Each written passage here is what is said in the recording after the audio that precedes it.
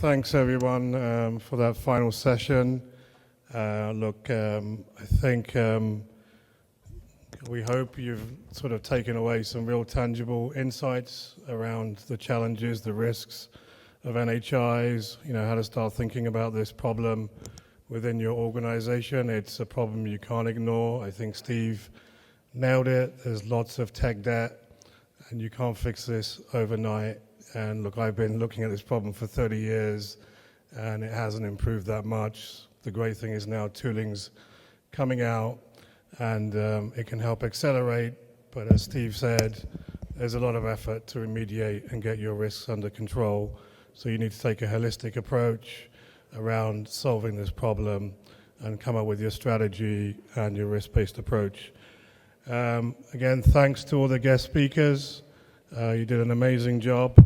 Just a few things I think I'd point out before you leave, some important topics. Lunch is on the right-hand side.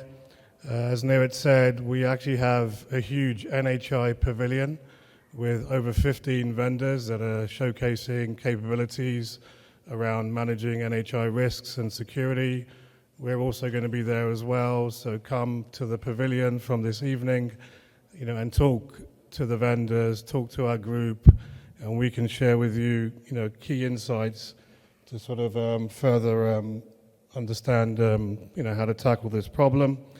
One personal thing, I'm actually doing a talk on Thursday, a practitioner's guide to managing NHI risks.